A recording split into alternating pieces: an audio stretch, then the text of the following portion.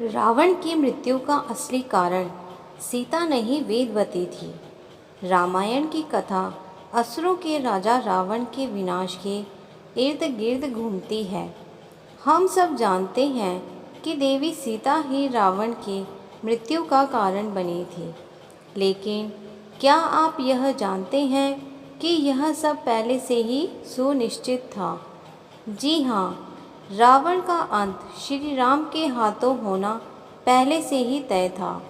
हालांकि इसकी वजह देवी सीता बनी, जो देवी वेदवती का ही पुनर्जन्म था। वेदवती देवी लक्ष्मी का ही एक अवतार थी, जिन्हें सीता जी का भी एक रूप माना जाता है। रावण के साथ जो कुछ भी घटित हुआ, वह सब इन्हीं के श्राप के कारण हुआ था। चलिए जानते हैं आखिर क्यों देवी देववती ने रावण को श्राप दिया था, जिसके कारण उसकी मृत्यु हुई। एक कथा के अनुसार एक बार देववती नामक एक युवती वन में अपने ध्यान में लीन थी। वेदवती ब्रह्म ऋषि कुशध्वज की पुत्री थी।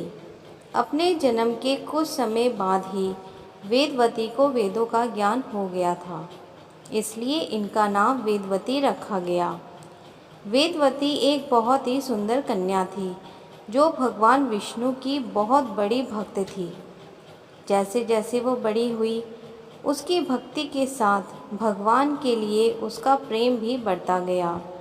वेदवती विष्णु जी से विवाह करना चाहती थी, इसलिए उन्हें प्रसन्न करने के लिए उसने कठोर तपस्या करने का निर्णय लिया। एक दिन जब वेदवती अपने ध्यान में लीन थी, तब एक असुर उसके पास आया और उसे विवाह करने के लिए कहने लगा। जब वेदवती ने उसका प्रस्ताव ठुकरा दिया, तब उस राक्षस ने उसके माता पिता का वध कर दिया, जिसके बाद वेदवती आश्रम में एकदम अकेली पड़ गई।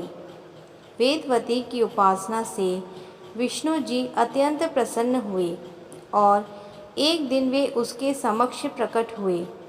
भगवान ने उससे इतनी कठोर तपस्या का कारण पूछा।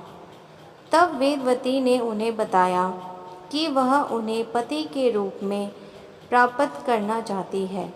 हालांकि विष्णु जी ने उसे बताया कि इस जन्म में यह मुमकिन नहीं है, लेकिन अगले जन्म में वह जरूर उनकी अर्धांगिनी बनेंगी।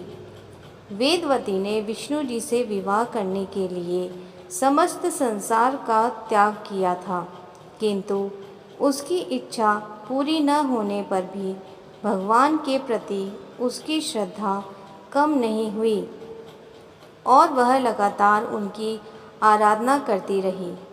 एक दिन जब वेदवती एकांत में अपनी तपस्या में मगन थी, तभी उस समय का सबसे शक्तिशाली और खतरनाक असुर रावण वहाँ से गुजर रहा था।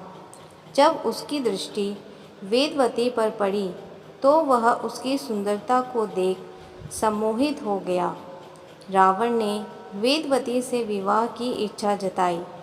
जब उसने विवाह के लिए मना कर दिया, तब रावण वेदवती के केश पकड़कर उसे घसीटता हुआ ले जाने लगा।